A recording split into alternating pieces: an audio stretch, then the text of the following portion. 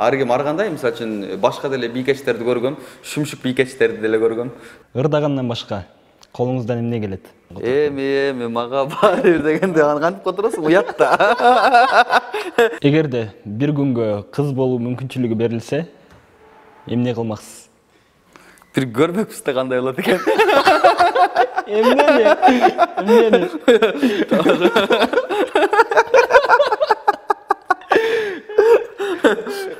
Тамак жасадым да үй жыйнаганды деп айтайын деп аткансыз. Оо жок 30 суроо долбоору кайрадан сиздер менен. Бүгүн оо жок суроолорго Алмаз Шадаев жооп берет. Assalamu alaikum. Assalamu alaikum. Кандайсыз? Жакшы, өзүң кандай? Келиңиз.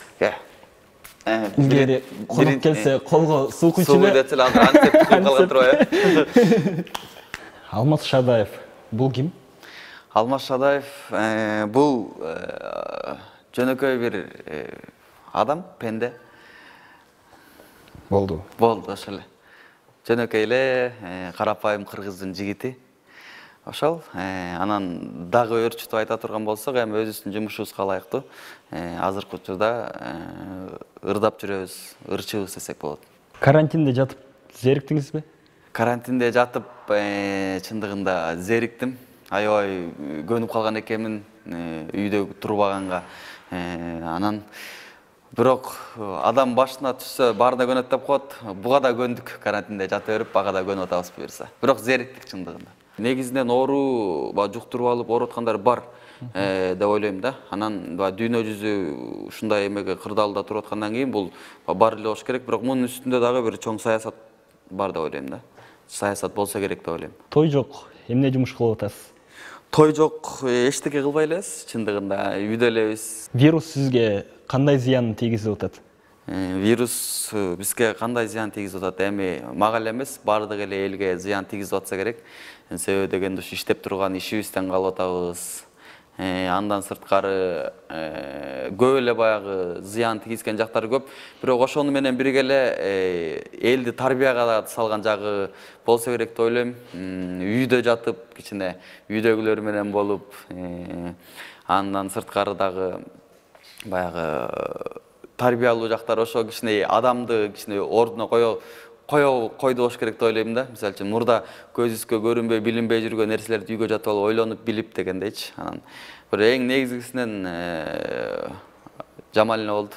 Коронавирус кет деп ырдап койсо, вирус кетеби? Коронавирус кет деп ырдап койсо, вирус кетпейт. Ал коронавирус уга турган болсо гана анда давно эле дастан жазып жете элек го. Алмаз Шадаев кандай ырдайт? Алмаз Шадаев жакшы ырдайт. Эми жакшы дегенде өтө монтип айтпайм. Эң башкысы музыканы сезебиз, кайсыл ыр эмне жөнүндө болуп атканын ошону сезип билип, ички жан дүйнөсү менен туюп, сезип билип ырдай билгенди билем эң башкысы. Элге ошондой жагат да. Элге жүрөк менен ырдасаң жүрөккө жетет деп коет. Андыктан ошол ички сезимибизди иштетип ырдаганды билебиз. Орус тилинде жакшы көргөн ырларыңыздан 2 сап ырдап бериңизчи. Орус тилинде эң жакшы көргөн ырларыман орус тилинде без тебя деген ыр бар. 1 сап болду. Экинчи сабы кандай эле? Ба караокеда көп эле ырдайсыз. Стас Михайловдун ырлары. Ошо. Анан ошо. 1 саппы? Кандай эле? Экинчи сабы. Экинчи сабы без тебя. Да без тебя деген. Сиз өзүңүздүн ырларыңызды которуп койгон жоксуз? Жок, өз ырларды которгон жокпуз. Өз ырларды орусча которуп көрөлүк. Которуп көрбөйлүбү анда? Которуп көрөлү. Кайсыды которуп көрөлү? Эң белгилүүсү эми мага баары бир. Келиңиз ошону которуп көрөлү. Эми мага баары бир дегенде аны кантип которосуң уякта? Ырдагандан башка колуңуздан эмне келет? Ырдагандан башка колуман эмне келет? Чын айтсам, колуман башка эчтеке деле келбейт. Жигитке жетим мүшөнөр аздык кылат дейт. Эми мага колуман бул келет, тил келет деп деле айта бергенден алсын. Эң башкысы ушу бизге ушул нерсени буйруп тур. бул өмүрүбүздө, бир келген өмүрүбүздө. Анан ошол нерсенин кичине майын чыгарып алып кетели деген ойлор менен жүрөбүз. Ырларыңыздан Фаридам көп акча алып келдиби же эми мага баары бир көп акча алып келдиби? Ырларым арасынан Фаридам ал эме десек, Фаридам тойлор менен көп акча алып келсе, эми мага баары бир интернет булагы менен көп акча алып келди да. Эркектин баары азыркы тил менен айтканда качок болууга милдеттүүбү? Эркектин баары эми бул качок болууга милдеттүү эмес.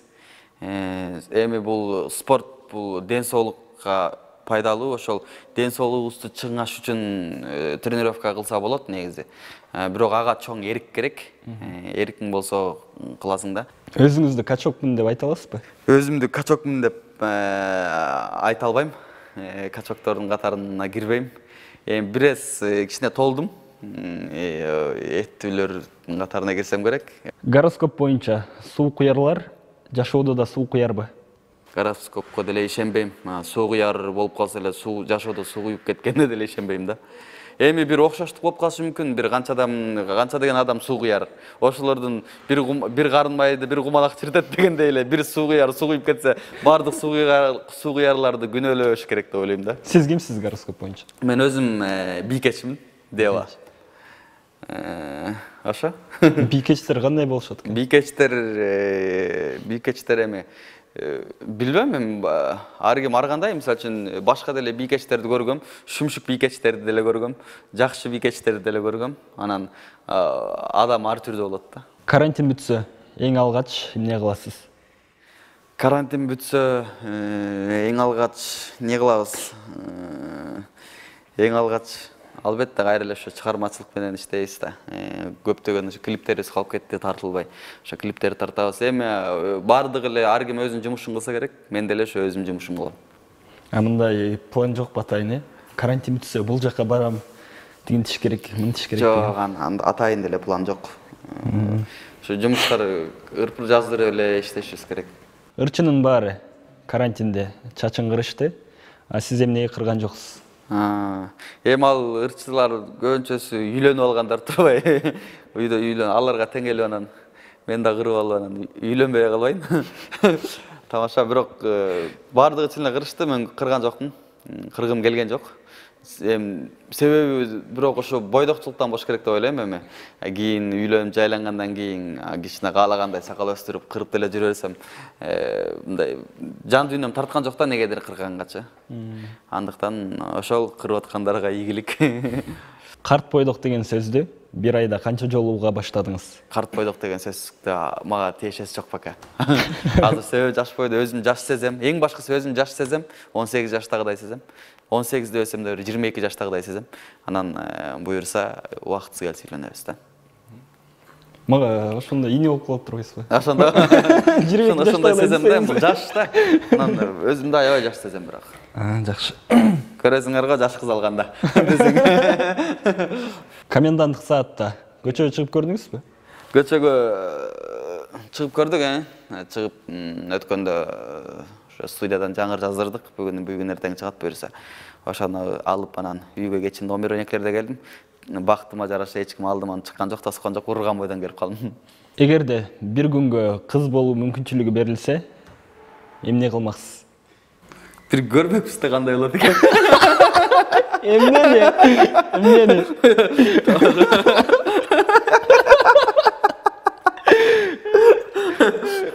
Тамак жасап мына үй жыйнаганды деп атайын деп аткансыз. Тамак жасап көрмөкпүз. Үйдө оокаттарды кылып көрмөкпүз.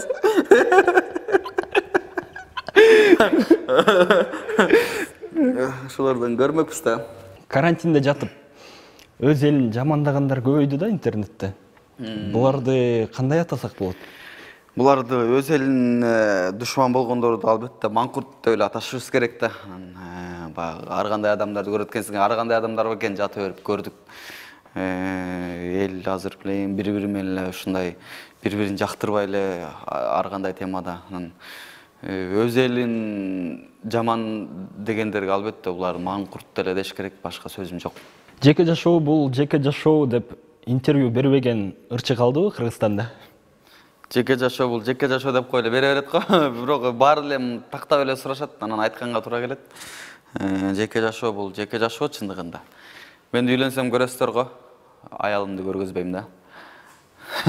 Анан буюрса ошондой ниетим бар, эч ким көргөзбөйм, жөн эле ошо свадьбамда башына жаап отурсуп коем. Болду, ошол жерден көрүнбөй эле тынч эле ал дагы тынч жашасын да. Деп ойлойм, ушундай ниеттерим бар, анан силерге окшогон эле журналисттер ачып албаса. Бирок негизи мен ниетим ушул үй бүлөлүк жашоону үйлөнсөк көргөзбөй эле тынч эле жашагым келет да. Жакшы болуш аста-аста, ырчы болуш бир пастабы?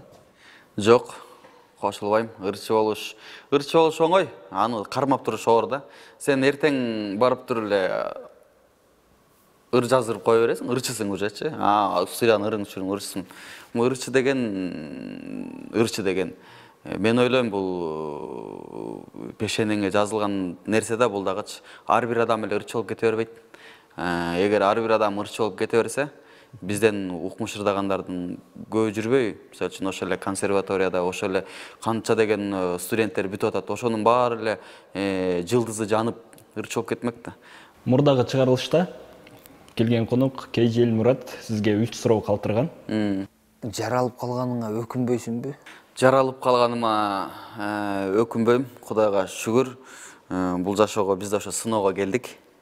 Ошол сындан өтөлү деп жаралдык. Андыктан өкүнбөйбүз, ата энебизге ыраазычылык билдиребиз. Айткандай, эртең мен өзүм апамдын туулган күнү 27 апрель. Куттуктап кетсеңиз болот. Туулган күнүңүз менен чын жүрөктөн куттуктайм. Ден соолугуңуз болсун, өмүрүңүз болсун. Ар дайым биздин маңдайыбызга бар болуңуз. Биз сизди жакшы көрөбүз. Атам экөөңүздөр жүзгө чыгыңыздар. Сен бул жашоодо маанилүүсүңбү? Бул жашоодо маанилүү элебиз деп ойлойм. Ар бир адам өзүн маанилүү деп ойлойт болуш керек. Эч болбосо ата энеси үчүн маанилүү, бир туугандары үчүн маанилүү деп ойлойм. Мен деле ошол ата энем, бир туугандарым үчүн маанилүүмүн деп ойлойм. Үчүнчү суроо, тизең менен жыгылгансыңбы деп? Тизең менен ооба жыгылганбыз. Кичинекей кезибизде көп эле тизебиз менен жыгылып, канча жолу тизебиз канап, колдорубуз, аяктарыбыз бар. Канап эле көп эле болгон андай майды кичинекей кезде. Не себептен бул суроону берет экен? Билбейм, бул KJ Элмураттан сурап көрүш керек экен. KJ Элмурат байкасы түз кабыл албасын деген мааниде берген болчу да, бул логикалык суроо окшойт. Ошондо Элмурат байкасынын ой жүгүртүсү бир башкача да. Мен прямой эле жооп берип атам. Тизе мен жыгылгам, братан. Кийинки келчү конокко сизден 3 суроо. Кийинки келе турган конокко 3 суроо. Сен маанилүүсүңбү дээрсиң? Сен бутуң канат эле. Орозо кармап жатасыңбы? Биринчи суроо. Менин кайсыларым жакпайт жана кайсыларым жагат? Өзүңдү уяттуумун деп ойлойсуңбу? Үчүнчү суроо. Бул 3-чү суроо, Үчүнчү суроо. Оо жоктонгон жактуу? Оо жоктонгон, негизи өзүм оо жок деле боло эмесмин. Чындыгында мындай спокойный болом, негизи да. Анан бирок кээде туруп кармап кетет. Көп хайптар эрчип, анан бирок чын-чынына келгенде 29га чыга албайм, каяк оо жоктонобуз. Жаш болсок да кичине эме кылмакпыз. Анан бирок жакшы, эң башкысы кичине башка передачалардан айырмасы бар. Бир өзгөчөлүк бар да. Оо жок суроолорго бүгүн ырчы YouTube'да рекордсмен Алмаз Шадаев жооп берди. Кайрадан көрүшкөнчө аман туруңуздар. Супер ТВ YouTube каналына жазылганды унутпаңыздар.